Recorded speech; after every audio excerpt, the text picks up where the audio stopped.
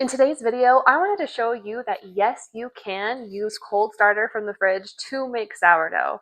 So if you don't have the time to prep your starter and feed it the night before, or feed it and wait for 4 to 6 hours for it to rise to peak, that's okay. You can use your starter from the fridge. Just as a disclaimer, it is going to work better if you have fed your starter fairly recently. If it's been in the fridge for a few months without being fed, it may not do very well. Mine has been fed about a week ago, and so let's go ahead and pull it out and we'll use it in today's recipe. Here she is. This is Doughlene. It's been maybe about 8 days since I have fed her. She definitely isn't stuck at peak. There's almost hooch on top. Not quite, so that lets me know, okay, like this should be an okay starter to use. If there's a lot of hooch on top, that means there's acidity in your starter, but that starter is probably not going to do so well straight from the fridge. You will want to feed it before you start using it in recipes again.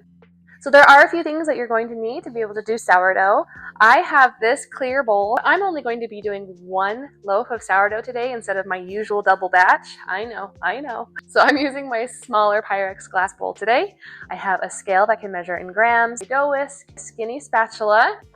I have a stretchy bowl cover, cold, fresh from the fridge starter, bread flour today, some filtered room temperature water, and I also have some sea salt. First thing, let's turn on our scale. We're going to make sure it is measuring in grams.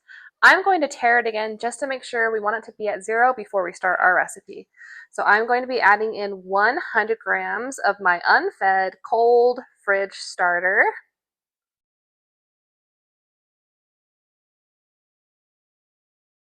It is cold, so it will be clingy. Let's see if this little bit will do it.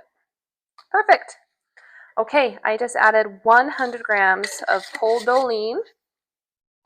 Now we are going to tare our scale and add our water. We need 350 grams of filtered water.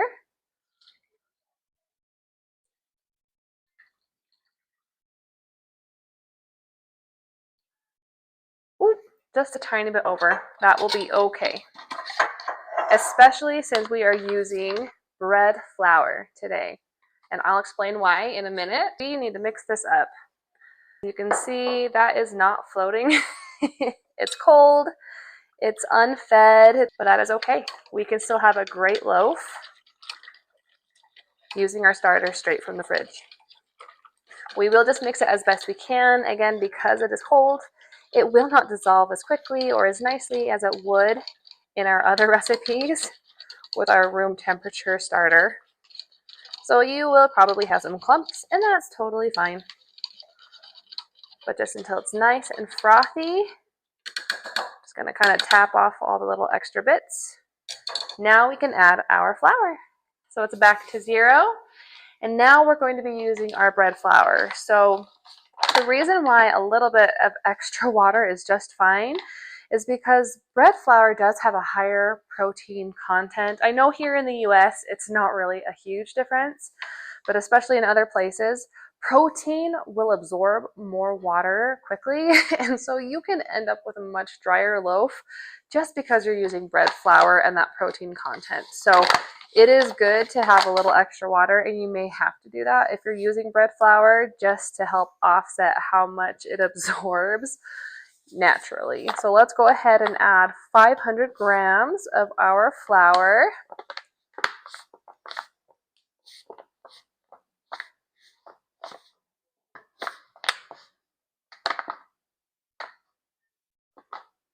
Woo! Okay, that is too much. I do this all the time. If you do this all the time, I'm so glad you're like me. If you do it perfectly, I'm jealous. So I'm just gonna get a spoon. All this flour on top isn't wet, so I can put it back in my bag. So I'm just gonna scoop little spoonfuls so that I can get it exactly at 500. There we go. That is perfect. And we're going to be adding in our sea salt. I do the coarse sea salt. You can use fine as well. It's whatever you prefer. Get our 10 grams. Ooh, okay, I'm at 11 grams. That will be just fine. So let's go ahead and turn off our scale. We don't need that right now. And we're going to go ahead and mix our dough. Overall, I still like to feed my starter and have an active starter to use in my recipes because it is going to rise better. However, I have definitely used this method if I had totally spaced feeding my starter. And this has helped me so much in a pinch if I just was wanting some sourdough bread and I didn't want to have to wait forever for the starter to be fed and to peak. So I love this method. Again, I don't use it all the time, but I do totally use it. So we're just mixing this together the best we can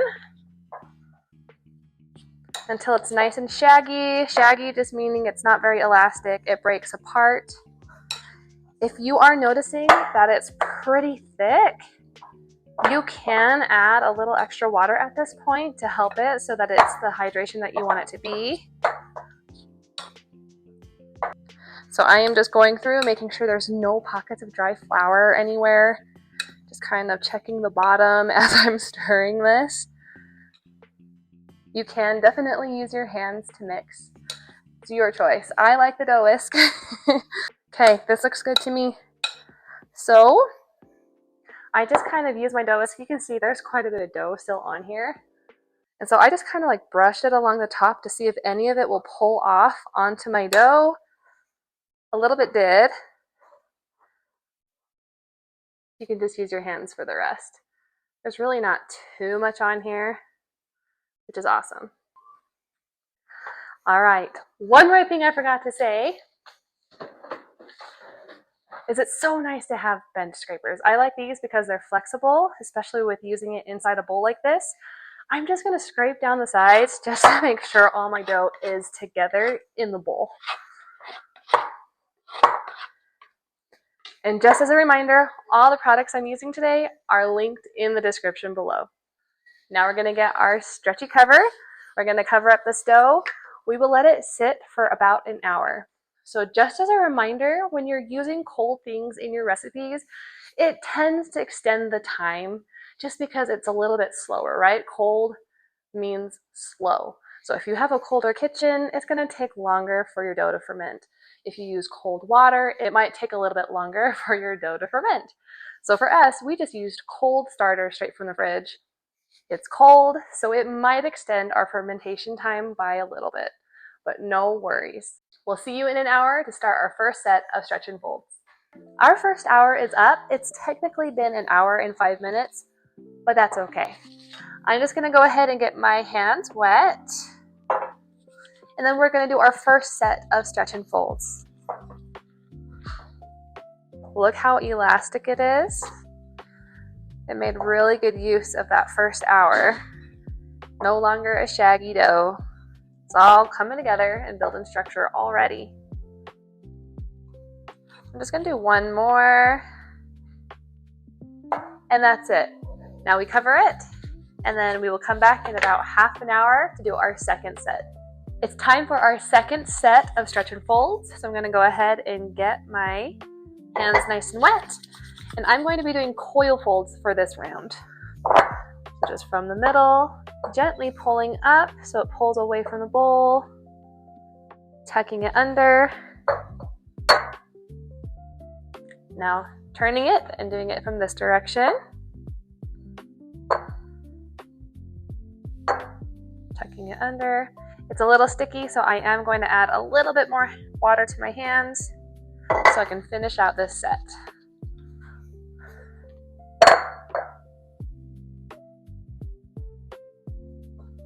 One more. I'm going to use my hands to help it stretch just a little bit so I can tuck it under nice.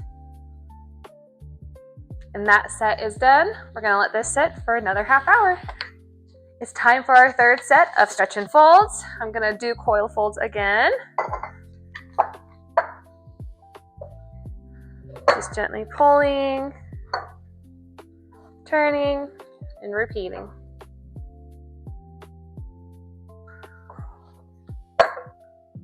Just using my hands to help stretch it just a little bit. You don't want to pull too hard and tear it. We're being nice and gentle with this dough. A coil fold is more gentle than a normal stretch and fold.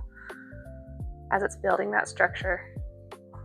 And that is it. Go ahead and cover, and we'll wait half an hour before we do our last set. It's time for our last set. Look at this dough. Look at all those bubbles on top. It is doing so well. Let's do our last set of stretch and folds. Go ahead and get my hands wet. I will be doing coil folds again.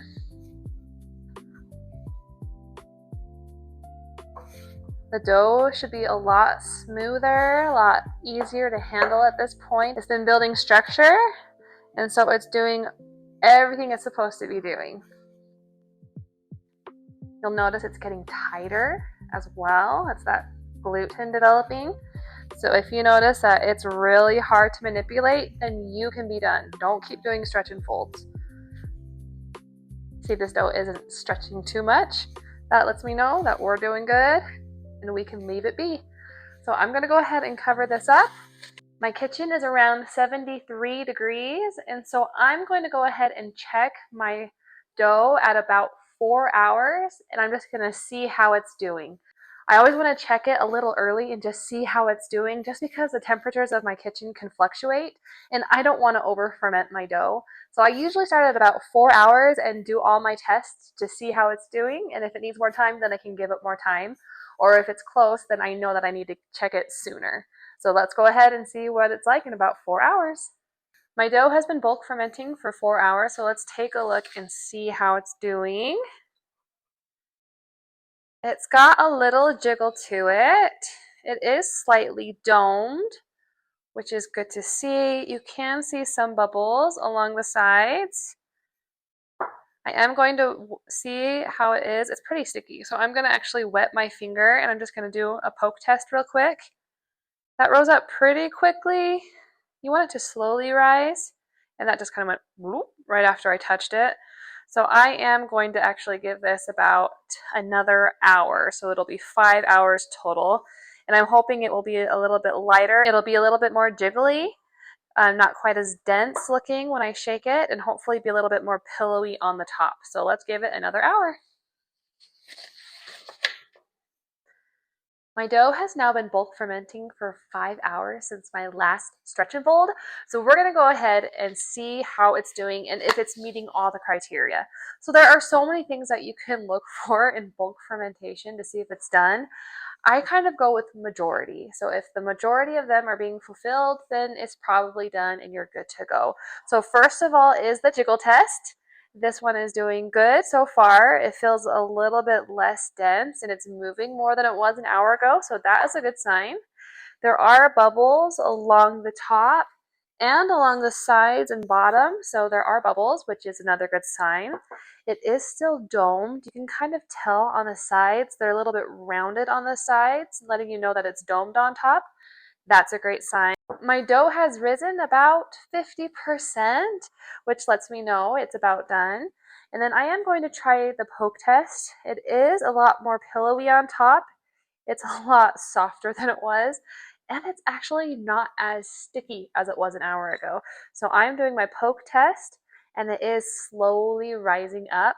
And all of that lets me know that we are good to go for shaping, sticking it in our Banneton, and then we can stick it in the fridge to proof until we bake tomorrow. So let's go ahead. I'm gonna go ahead and shape my dough. I have a Banneton. This is an oval Banneton. It's already lined, and I've put a little bit of rice flour in it to help prevent the dough from sticking to the liner. I have a cover that I can put on it when I'm done. And I also have a bench scraper in case I need that to help me manipulate the dough. So let's go ahead and turn this out and see how it does. I do like to scrape down the sides of my bowl just to help my dough release from the bowl and prevent it from tearing too much. All right, let's go. Here it comes. It's pulling away really nicely from the sides of the bowl, which is really good to see.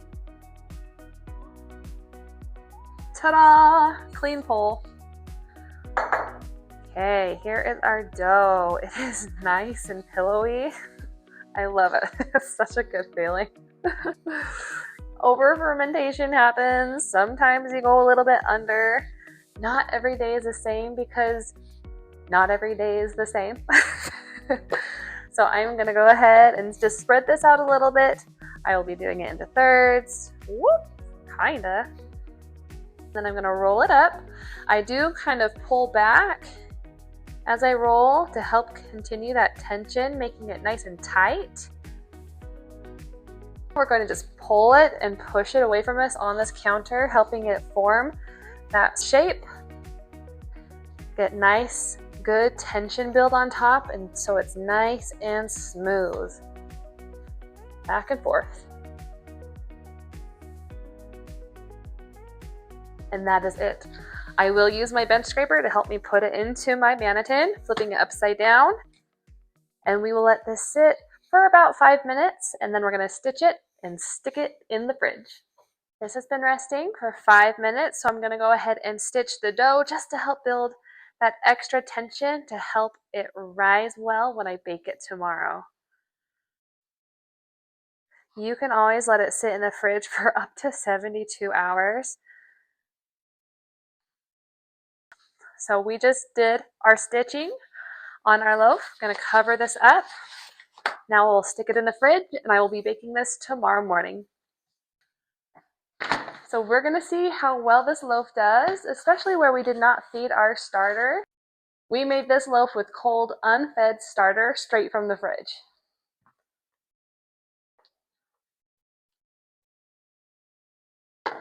It's looking pretty good so far. Gonna be using my rice flour.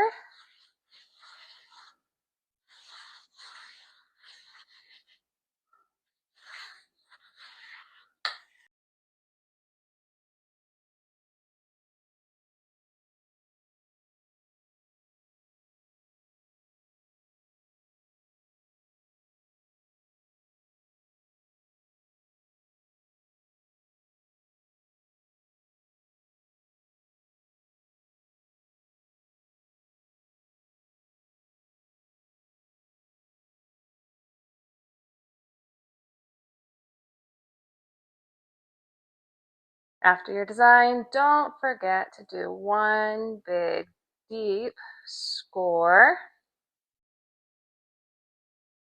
And we are ready to bake. My Dutch oven has been preheating to 500, and now I'm going to pull it out, stick my bread in it, and then I will lower the temperature to 450 to do the actual bake.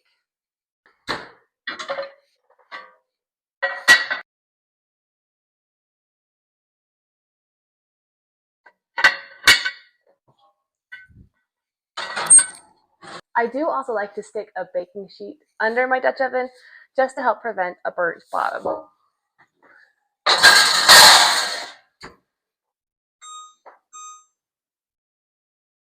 We're going to let that bake for 30 minutes. The first 30 minutes are up. Let's go ahead and take the lid off of this Dutch oven.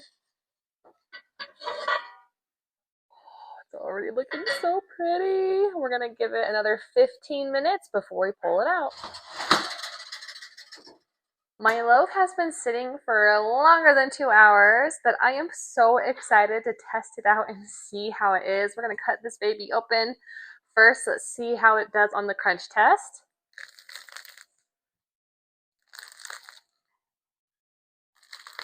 Oh, it sounds so good. It really rose so well. It's a little bit of a wonky shape, but it looks so good. And this was made from starter, straight from the fridge, that had been unfed. So I'm excited to cut into this. I hope you are too. Let's give it a try.